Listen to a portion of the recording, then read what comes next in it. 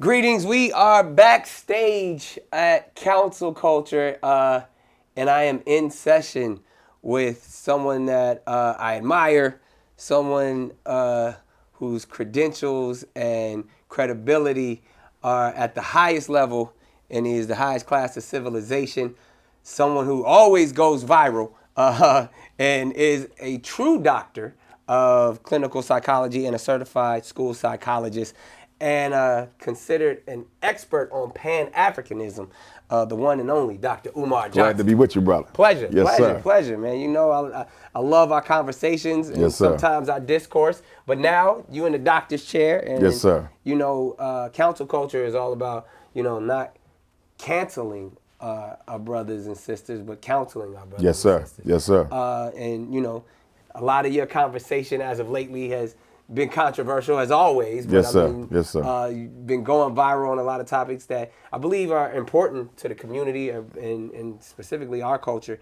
And I want to just kind of unpack this and kind of use this as a master class to, almost start in a couple of different spaces. But I know the audience is definitely going to embrace it and talk back at us. Absolutely. So Absolutely. I want to unpack some interesting things. And as we always say, we feel together, Yes, we sir. reveal together, so we can heal together. Yes, sir. Yes, sir. And that's what it's all about. So I want to kick off, something that I believe you and I mean, you're literally an expert in this space, but as someone who came up in the public school system Yes. myself, I would say, I won't say a victim of it, but someone that's definitely, come up against a lot of these stereotypes and classifications where, diagnosed with ADHD as a young child. And still, even when it comes to my mental health and, the different therapy sessions I've been in with different professionals and clinicians they like to categorize us. Yes. For what I call our magic at sometimes. And I was a kid that came up to where even, my grandmother, in her saving grace, before they could put me on any medicine, said, "Hey, I know how you feel about Bless my her. grandson, but I'm not going to let you medicate him." Glad to hear that. And whatever classifications they gave me, I ended up, taking all the standardized testing, scoring, higher than the kids that Wow. didn't have it. I Wow. was like third in the nation or something like that in Wow. third grade. And they ended up putting me in GATE programs, which are gifted and talented education. Yes. In the 80s, bilingual classes and stuff. Yes. Because what they saw is I was a hyperactive kid, but it was because I wasn't challenged. It was because I kind of, had all the information that those teachers were teaching at that level. So once they challenged me a little bit more, therefore I was able to find some equanimity and some balance. Yes, sir. And Yes, excelled sir. as a student from that point on. Yes, sir. It was a great, social experiment to say the least. But I could have went many different ways within that. And I know and I want to hear a little bit about your background because from what I know, like not only were you a school psychologist, but you were even an administrator Yes. in certain schools. Yes. So our young black men, I mean, from special education to ADHD, we get classified because the system isn't built for us, specifically the public Yes. school system. They don't understand us, and they actually get paid Absolutely. more money It's a hustle. the more that they classify us with these diagnoses. So Absolutely. please unpack. Let's get into that. And I'm going to start with what you gave us already. Okay. Because I can use your pathway as an example to show what they do to so many of our boys. Right, right. So for example, you were in the third grade. Yes. That's normally the grade when they start evaluating black boys for ADHD. Yeah, yeah. Now just to back up for a minute, first it was ADD. Yeah, yeah. Attention Deficit Disorder. Right, right. 1980. Right. The problem with ADD is there's no drug that can make you pay attention.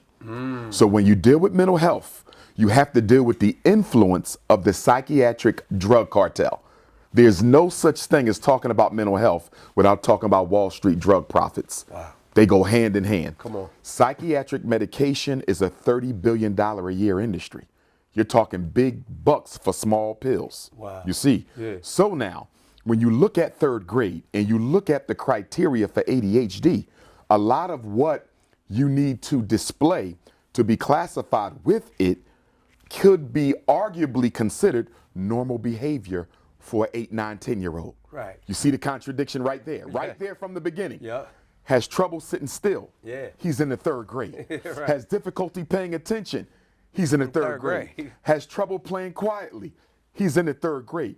So at what point is this mental illness versus you practicing discrimination against traditional male behavior? Right. A big issue I have with ADHD is it is And the H is for hyperactive. and the H is for hyperactive. Yeah. So in 80, when you had ADD, it was just deficit, no hyper. Right. But the drug companies weren't getting paid. Right. So 7 years later, in 1987, when the DSM-2 or 3 came out, I forget which one it is, that's when they added the H. Yeah. That's so, right during my time. Absolutely, you see that. Yeah. So right now, the way the DSM-5 operates, Right. even if you don't meet all the criteria, I can still label your child as ADHD. Let me say that one more time. Yeah.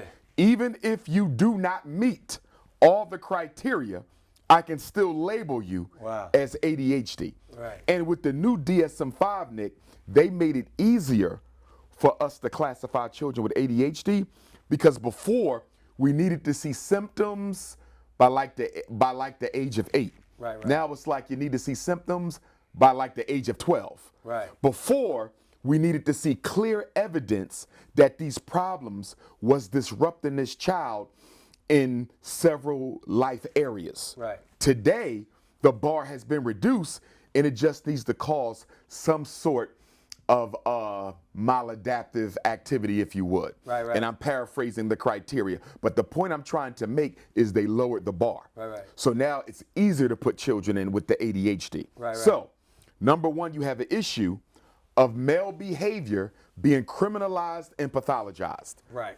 Why is that a big issue? Because most teachers are what? Female. The public school is a female empire. Most teachers are women, black or white. Right. The problem is female teachers, because they were never boys and have never lived as men. They don't know that the behavior that they see, a lot of it is normal. Right. This is what boys do. Right. If you had more male teachers, there would be less referral for ADHD. Most children, black boys in particular, Right. are diagnosed with ADHD almost exclusively off the recommendation or complaint of a white female teacher and a frustrated black mother. A black woman and a white woman are working together and they're driving this ADHD machine.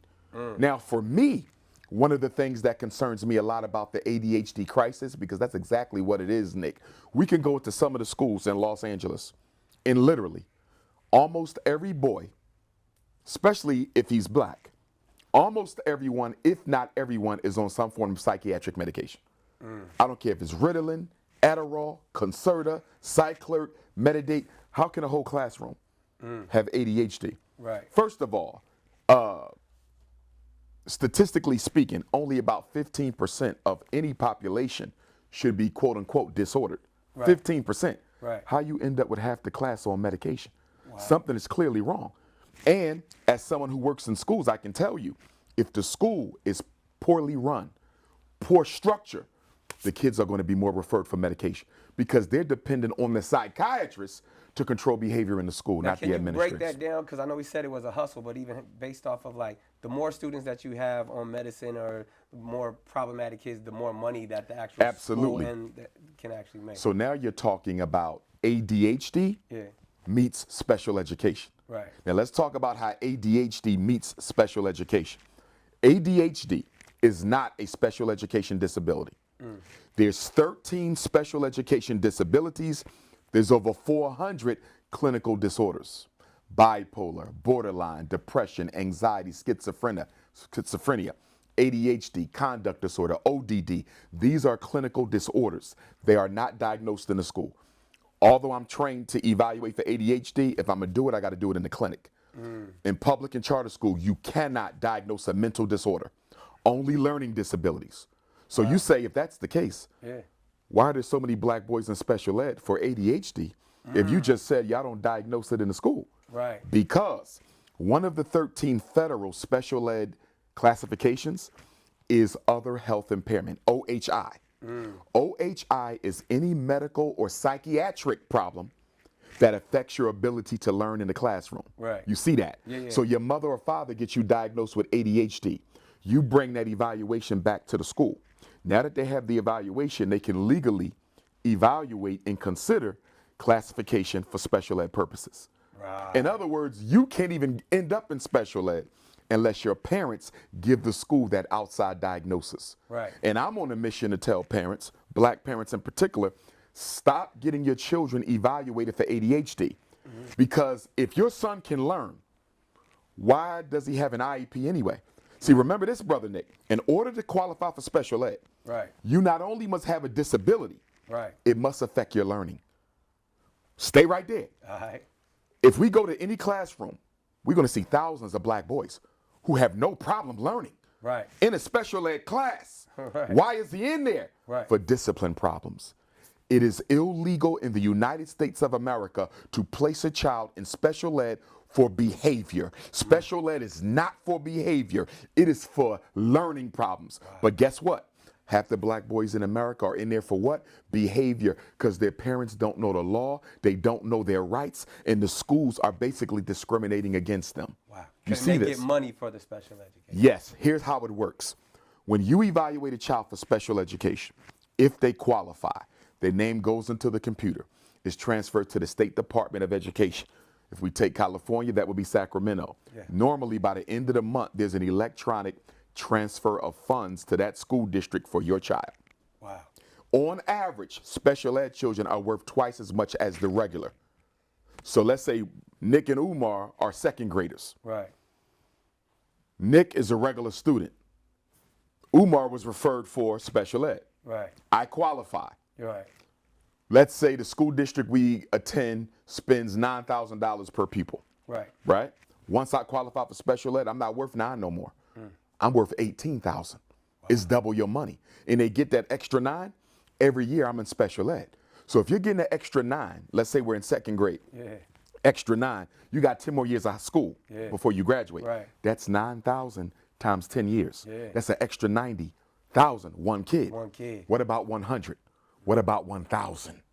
So I want you to see that special ed is a multi-million-dollar empire based on lies. Right. And why do I say lies? Most of our children who end up in special ed are not there because they can't learn. It's because they can't control their behavior. Let me take that back. Haven't been taught how to control their behavior, or they haven't been taught the skill for which they're being evaluated. Wow. 80% of kids who are put in special ed, Brother Nick, are put in for reading problems. Reading, right? Which I have had all my life. You see? Yeah. Right, reading. Yeah. So, but can be taught to overcome it. can be taught to overcome it. Yeah. So why you got all these children in there for reading? We don't have people who can teach children how to read? Right. Of course we can. You got 2 issues. In order to properly teach reading, you really need to have some kind of a phonics approach. Most public schools, a lot of them, have taken phonics out of the instruction. Yeah. Phonics is basically mastering the letter sound association. Yeah. If you don't master the letter sound association, how are you ever going to learn how to read? Right. You see that? Yeah. So the reason why a lot of children are disadvantaged in learning reading is phonics has been removed from the instruction. Now, let's That go can to be taught at an infant level. that can be taught at an infant level. Children can read at 3. What do you mean he can't read at 13 with normal intelligence? Right. Now, let's go to the home. This is where we got to take responsibility. Right. Most parents, they just celebrated Christmas. They bought a whole bunch of gifts, right? Right. How many had books under the Christmas tree? How many had a dictionary under the Christmas tree with more than 100 pages? Phonics program. How many had a thesaurus under the Christmas tree? How many bought a complete set of encyclopedia A through Z under the Christmas tree? Right. Most of what was under the Christmas tree was tablets, cell phones, Right. HD TVs, laptops, video games, clothes, hair, sneaks, right? Right. Now, most parents would never even realize this, Nick. You are consciously investing in your son's future incarceration. Why am I bring saying that that? up. Because if he's in the 5th grade, reading on a second, and you just bought him a video game, a HD TV, a tablet, and a phone, what's the chances he's going to be doing any more work to improve his reading skills? He's not. He's not. You just invested in his distraction.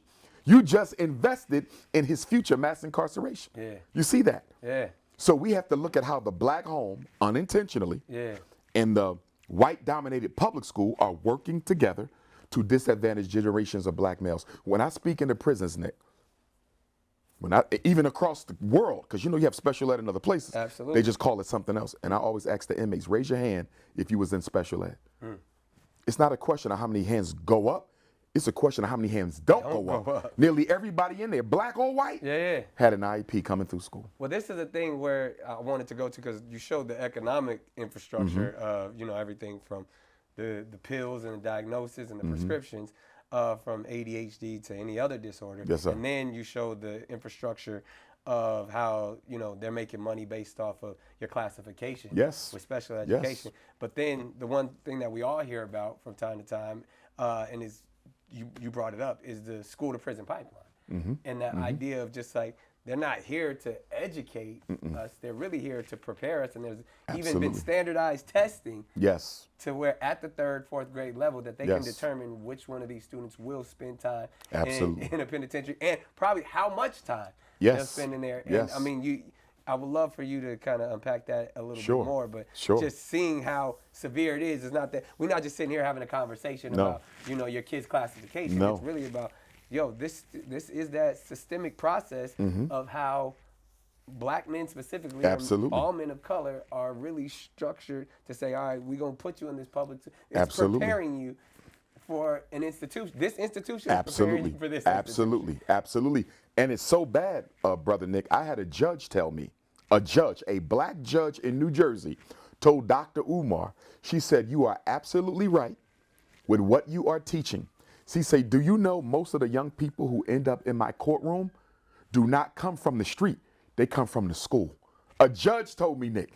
She said, most of the children I'm putting in juvenile detention and in adult prison, they're not being picked up off the street. They're coming from the school building. Right. She said it is literally school to prison pipeline. Wow. Now, I'm going to go a step further. There was a report that came out from the United States Department of Education a couple years ago. It said preschool black boys, pre-K, are being suspended and expelled at a rate higher than white boys in their grade and higher for similar offenses. Wow. We're talking 3, 4, and 5.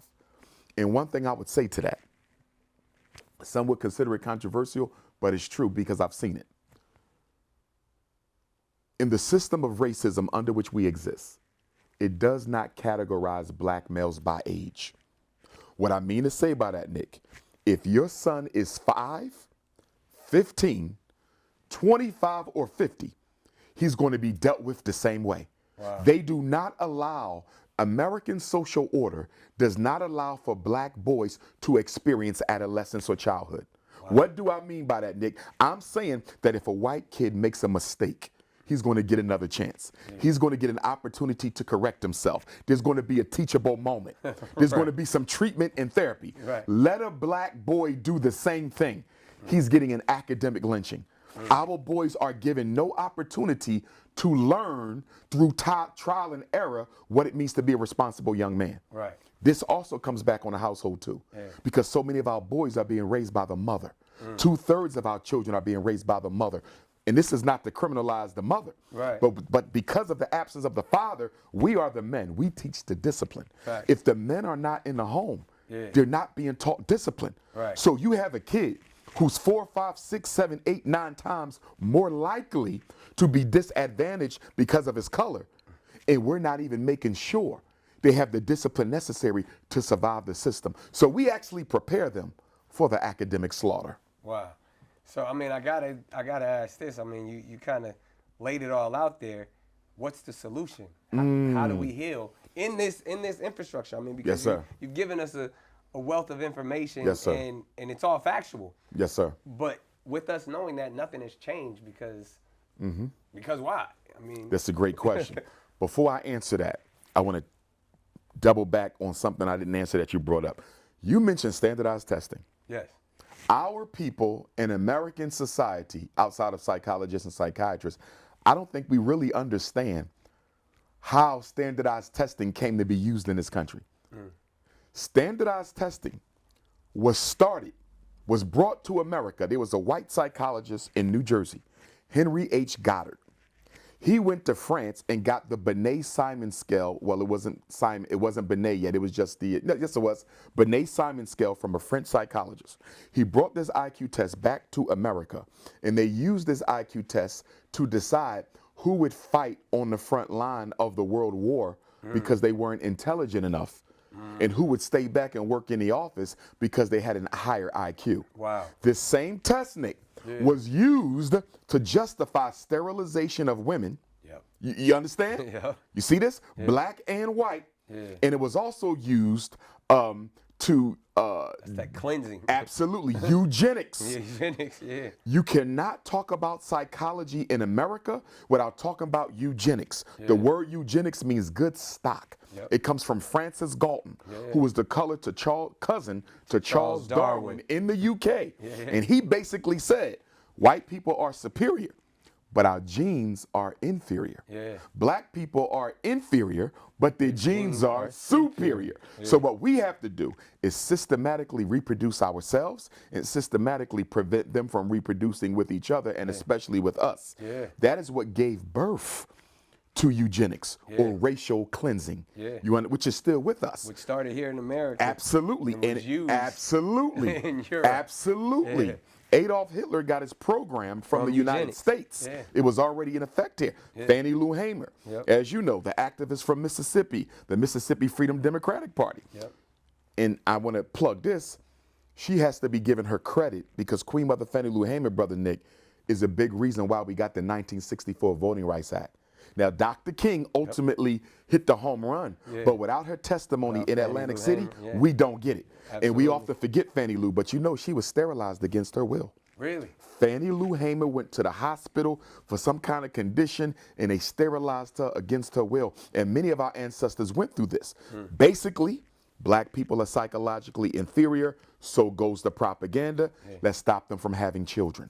You see, I'm bringing this up, Nick. The Margaret Sangers. The Margaret Sangers of the world. get rid of what she called them, useless eaters. You see, so I'm bringing this up, Nick, because feeble-minded. Exactly. Exactly, the Journal of Birth Control. Because remember what she said. She said, before I die, I need the birth control pill to become legal. She transitioned before the birth control got approved. But her whole life was creating this thing that a woman could swallow and stop her from having babies. And you know, when you look at abortion in black women, I think we've murdered over 3 million children in utero since 1970. So when you talk about black on black crime, it ain't just about the street. It starts in the womb. Absolutely. So now, getting back to eugenics and racial science in psychology, most of the fathers of white psychology were racists. The reason I have to bring this up, Nick, is because we are talking about mental health, right? So we've seen all the things Freud has said. Absolutely. So here goes the question, Brother Nick. We have mental illness in the black community. There's no getting around it. But can we hold black people accountable for not seeking treatment from the very industry and institution, psychology and psychiatry, that help create the oppression that we suffer from? About a year ago, Nick, or two, the American Psychological Association apologized to Black America. They said, we're sorry for the role we played in your oppression. And I did a whole seminar on it, Nick, because I said the American Psychological Association and the American Psychiatric Association, because I believe they both issued an apology, but you're still being hypocritical. Why did I say that, Nick? The IQ tests, which you know don't measure intelligence, is still being used to segregate against black children getting into gifted and talented, being misdiagnosed as intellectually disabled, which was formerly called retarded. You see, being classified as reading disabled and learning disabled. You know this test does not tell intelligence as much as it shows cultural competency. So if you're sorry, why are we still using it? Using the same test. Do you understand? And then so if you break that down, just so people understand, when they test our young children, they're testing them with words that they would never be familiar with. They're testing them with geography and things that they've never been known. Never been taught, never been exposed. Because you may not know the capital of this city, or because you don't know the definition of this word. How is that intelligence? How is that intellectual inferiority? But it's a cultural thing, because the student or the children in certain areas that are familiar with that type of stuff, but you ask them some questions about our culture and where we're from, and they would fail just as much as we fail about their culture. And you had a psychologist who did that. There was a psychologist, I'm not sure if the psychologist is still alive, came up with a test called Black Intellectual Test of Cultural Homogeneity. This psychologist said, I'm tired of black kids being considered intellectually inferior and intellectually disabled, mentally retarded at that time off of a white man assessment. Right. So I'm going to come up with a black man assessment and give it to white children. See how they feel. And he showed the same thing, that IQ testing is more about cultural competency, and it was called the Bitch 100, Black Intellectual Test of Cultural Homogeneity. Listen, I've been giving IQ tests for 25 years. Yeah. I can probably give the test without the protocol because I give it so much. Right. It's not telling me how smart they are, Nick. It does show me how they think, Right. but it does not tell me how intelligent they are. First of all, I'm going to tell you this, based off of my own experience, 25% of a child's performance is attributed to their effort and motivation when they sat down. Do you see that? Yeah. Your daughter might be gifted, Nick, but if she sits in my chair and she ain't interested today, she might bomb out and look retarded. It might be the smartest kid in the state. You see? So a big problem I had with testing, it's a small sample size of what you truly know and what you truly can do. Wow. Do you see that? Yeah. It's a small sample size. When you sit down and take that test, Nick, it might be what, 10 comprehension questions, 10 math questions, 10 reading questions. Well, if I get 4 of them wrong, I might be done. Right. Although, if you would have gave me some different ones, I might have struck a home run. Right. So, as far as I'm concerned, depending on high stakes testing as the only measure, I don't have a problem with it being a role in education, but it shouldn't be the be all and end all. Because you basically have white people constructing tests that they know before they complete them that are going to disadvantage black children. When testing was brought to America to segregate against particular groups. Let me say that one more time, Nick. I need your audience to hear this. Testing was brought to America to segregate against different groups. And I'm going to prove it to you. Not only will you see this in the history because it's documented, but let's go to today. Why are so many colleges no longer requiring children to take the SAT or the ACT for admission? When you were college age, when I was college age, SAT, ACT, why are they letting children in without them no more? You know why? Because they know they have almost no predictive validity. Guess what the correlation is between your SAT score and your ability to finish a university in 4 years?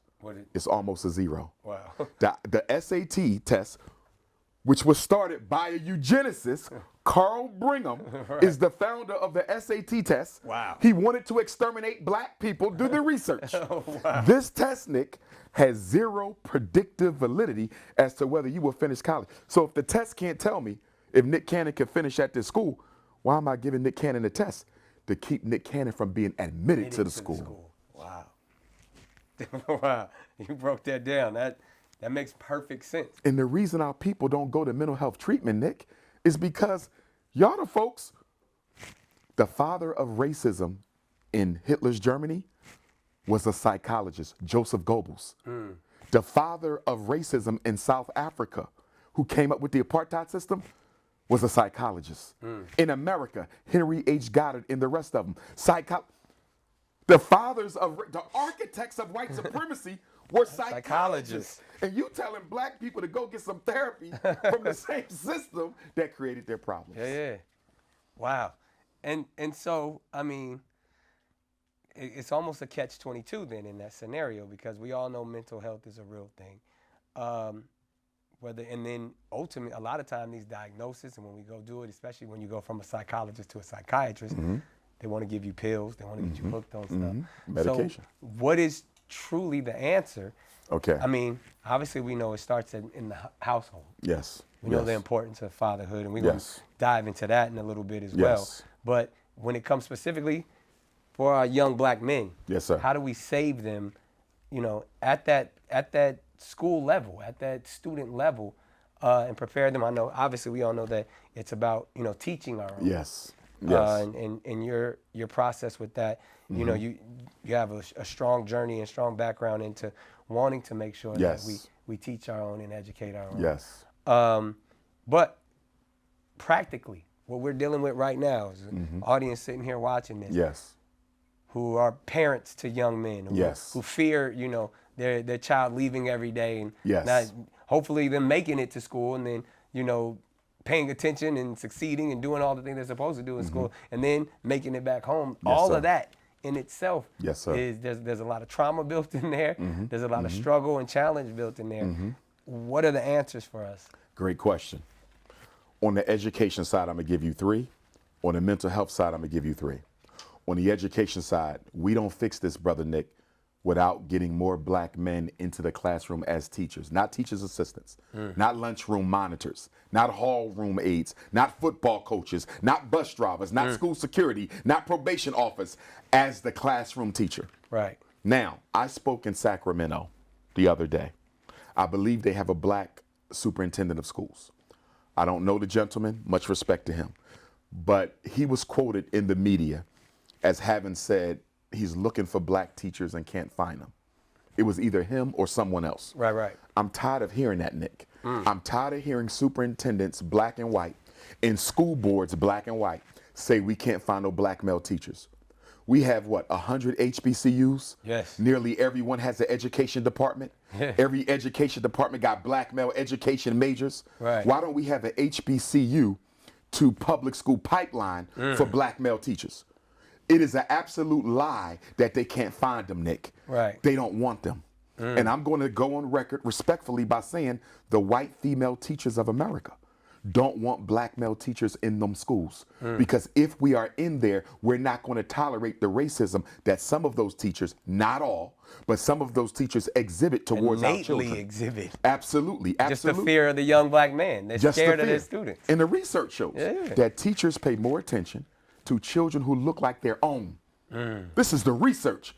So if most teachers are white female and you pay attention to the children who look more like your own, who's going to get the most attention in a predominantly black classroom? The light-skinned children. The dark-skinned children are not. Nick, I could take you into schools and take you to the emotional support class, take you to the learning support class, and then take you to the gifted class.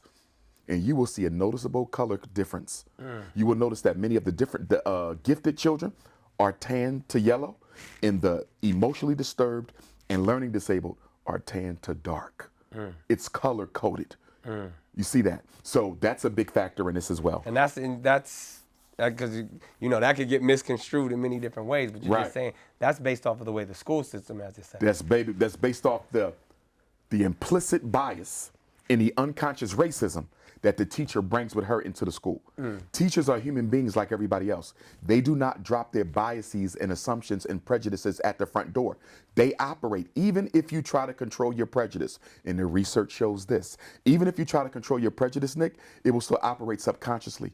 We see it. The number one predictor of academic success in the classroom is not the teacher or how much money spent on the students or whether the parents are married or whether his pants are sagging or what his IQ score is. The number one predictor of academic achievement is the teacher's belief in the children to learn. Simple. So when are we going to start having a conversation about implicit bias and unconscious racism in low achievement of black boys? They will only reach the bar you set. And if you don't believe they can reach the bar, they'll never strive towards it. There is a self-fulfilling prophecy operating in the classroom where black children are, and boys in particular. We got to get black men in the classroom. That's number one. Number two, every school district in America that's serious, Nick, about changing the outcomes for African-American male learners and females too, because they're catching up. There should be an office of black male excellence. You feel me? Yeah. Oakland schools, where's your office of black male excellence? Philadelphia school district, where's your office of black male excellence? Wow. Los Angeles, Phoenix, Atlanta. Tell them where's what your that would office? tell them what that would produce and the purpose of it. Absolutely. If you have an office of black male excellence, Nick, that means there's an officer whose job is to make sure the black males succeed.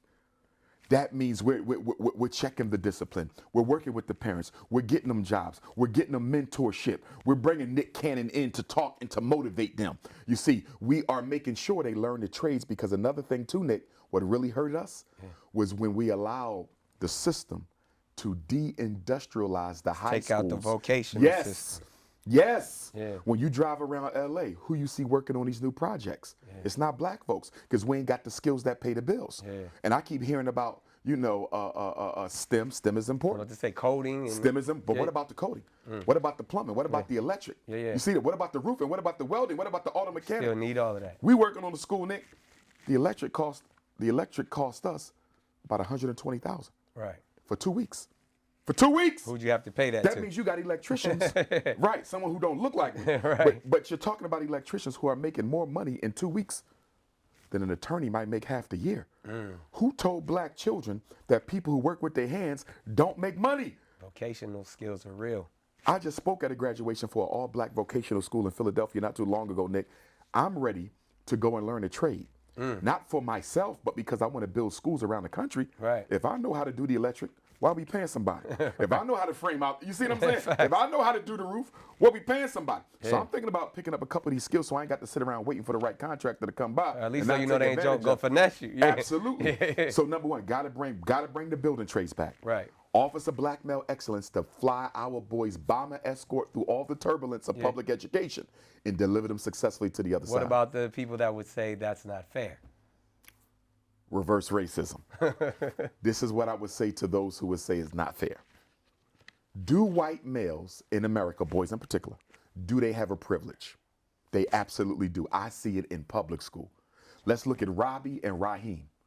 If Robbie yells at the teacher, she's going to give him a hug. I know you're having a bad day. We're going to work through this. Let Raheem yell at the teacher. Right. He might go out in handcuffs. Fact. There's a white male privilege in America's public and charter schools. Yeah. So if you know there's a privilege, which means advantage, Right. you have to do something to the disadvantaged in order to level the playing field. Equanimity. If we admit America has racism, Balance. we must admit something special must be done to the victims of that racism to give an equitable playing field. Absolutely.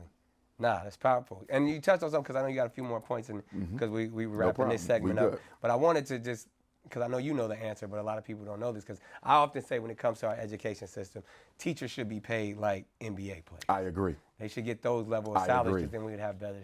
What is the average salary for a teacher? Because as we're trying to make sure there are male teachers out there, what currently? It varies where you live. Right. So, for example, if you take the school district of Philadelphia, where I live, I believe the average teaching salary right now, I could be a little off, is somewhere between 45 and 65, right? Now, if you drive a few miles away to Lower Merion School District where Kobe Bryant graduated, those teachers are making $150K plus. Wow. You see what I'm saying? So then there's also the people in the disenfranchised communities, those school systems Underpaid. Not underpaid. only that, though, you got to look at the influence of the teachers union too, Nick, because the teacher unions have created a system whereby, based on seniority, years on the job, you get to pick where you work. Now, let me tell you how this is a problem, Nick, because you're principal at a struggling school in the inner city. You need the best reading teachers, the best math teachers. You got 4th and 5th graders who ain't never been taught how to read. You see what I'm saying? Yeah. And you're not going to put them in special ed because you know they ain't got no problem. They ain't been taught. Right. You need this teacher. You need her. You need that one from Harvard, that National Teacher of the Year. You need that one from Spelman. There's a problem. They've been in the district for 10, 15, 20 years. So they get to pick where they go. But Nick is saying, wait a minute, I need them here. Right. They don't want to come there. They want to go to the comfortable school up the boulevard with the rich white kids and work over there. Yeah. So we have a problem where the impoverished schools that need it the most get the newest teachers, the most inexperienced teachers, and the lowest quality teachers. Yeah. So when we talk about inferior education, we got to find another word that's worse than inferior. Because when you look at the way the system is designed, it's ridiculous. I remember in the school district of Philadelphia, we had to reselect our schools as the school psychologists, right? Yeah. And the schools that needed me, I couldn't get them because the older white psychologists wanted to go to some of the black schools because due to white privilege, they wouldn't be made to work as hard. Wow. So they took the spot where I needed to be. And I said, they need me here. They said, it doesn't matter. He has more years of experience than you. And I said, he's a racist. You don't care about them black kids. You put him in that school, everybody going to have a learning disability. They said, it doesn't matter. This is the union contract with the school district. Wow. So it's entangled up in there. The least important person in a public school district is a black student. Wow. Wow. So again, that's more solutions. Now, so let's go to mental health. Yeah. First of all, I'm going to look at us, the Association of Black Psychologists, the Association of Black Social Workers, the Association of Black Counselors. Great people in all of them, but I don't think the Black Mental Health Associations, Brother Nick, are doing enough to heal our people. And I'm going to tell you one reason why we're not. You want to know one reason why we're not? Tell us. Do you think we make more money doing the therapy or more money doing the evaluations? Probably more money doing the evaluation. The testing. Yeah. So a lot of psychologists, black psychologists, They're not doing therapy. They said, I get more money labeling you than healing you. You see this? Yeah. This is the capitalism of the industry of psychology. So people call me up, Dr. Umar, I live in Minneapolis. Do you have a black therapist? I live in Phoenix. You got a black therapist? You know, I live in Jersey. You got a black therapist? And sometimes I'm lucky to help them find one. But a lot of psychologists say, Doc, I'm not really doing therapy no more. I'm only doing testing. But our people need healing. Wow. But the healing professionals are too busy chasing the bag Yeah. that they're getting with the labels as opposed with helping people do a better job living. Wow. Yes, there's a strong, we need more black psychologists, but we do have enough, Nick, where we could make a difference. Right. But we chasing the money. Yeah. So we not doing the therapy. Because we looking at like, well, for one therapeutic hour, you know, I might get $100 an hour, Yeah. but you know, 3 hours I evaluate and 2 hours to type this eval, I might get 5-10 grand. Yeah. You see what I'm saying? So a lot of psychologists are passing on the therapy and they going for the testing. Wow. It's the hustle, brother. Yeah. There is no mental health in America. It's only exploitation in the name of mental health. Wow. We got behavioral wraparound services, right? Yeah. Where they got these companies that, let's say, Nick say, okay, my daughter's a little hyper and she's emotional, blah, blah. They're going to come and wrap the services around your daughter. So she's going to get a caseworker, case manager, behavior specialist, one-to-one aid, a therapist, all this. Yeah. She's costing the taxpayers $100,000 a year, easy. Right. But guess what? 10 years after she started to wrap around, she got the same problem she had when she started. Right. But they done made a couple $1 million off your baby. You see what I'm saying? Yeah. So we need integrity in mental health. And we need black psychologists and black psychiatrists and black counselors and social workers. Stop being so consumed with your bougie lifestyle Right. and get in these streets and help our people heal. Because when you look at the black on black crime that's being taken place out here, a lot of this is trauma, Nick. These kids were traumatized, sexually abused. Father abandoned them. Mother don't want them. School miseducated them. A lot of that, Nick, is not gang banging. It's not drug dealing. I'm hurt. I'm in pain. And since energy cannot be destroyed, it can only be transformed. I'm going to put my pain in somebody else by taking somebody's child's life. Wow. A lot of that is nothing but therapy, brother. I had a white Jewish professor tell me, he told me, he said, Dr. Umar, at least 15 to 20% of the violence in your neighborhood is due to the side effects of the psychiatric medication we give y'all children. A Jewish psychologist told me that in grad school, Nick. Oh, wow. Yeah, he said a lot of the killing in your community, that's the after effects of the ADHD meds. Wow. Yes. That's heavy. But ain't nobody gonna do nothing about it because the drug companies are some of the most powerful lobbyists in Congress. Yeah. What congressperson you know is gonna turn down $500,000 for their campaign to tell the drug companies, y'all destroying our kids' minds and exploiting them in the name of mental health and we're gonna end this. You can forget it. Too much money, man. So mental health. Mental health hustling. Yeah. It's mental health hustling. So we got to hold our black psychologists and psychiatrists Accountable. We do. We should be doing more. We got the training. We got the expertise. I mean, the Americans, the Association of Black Psychologists, they have very powerful treatment modalities to heal our people, but we're not implementing it because individually everybody's pursuing their own financial agenda. Yeah. And the other thing too, Nick, the black community got to take some responsibility because I believe the best intervention is prevention. You see this? Yeah. Let's stop some of this trauma from happening in the first place. Right. Right? Black men, we all got mothers raising sons without no father. Why the rest of us not filling in the gap? Boys, from an African cultural perspective, boys are the responsibility of the men, not their mothers. That's why in traditional African society, when you get 12 or 13, they take you away from your mother and train you how to be a man. Where is that?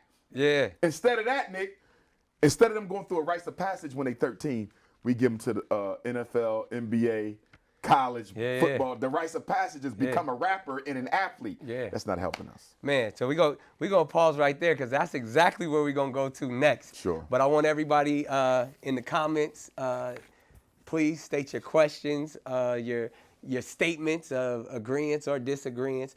We are here with the brother Dr. Umar Johnson. He just put a wealth of information, knowledge, wisdom. Some of you may agree, some of you may disagree, but if anything, this conversation is needed. Yes. Again, as we always say, we are here to feel together, reveal together, and heal together. And I feel like you dropped a lot of game on us. And you know, I feel like, you know, as we jump into our next part of the session, it truly is accountability and responsibility. I That's what agree. we need to talk about. I agree. So we're going to jump into that. But again, this is Counsel Culture, where we don't cancel, we counsel right here. Hold tight.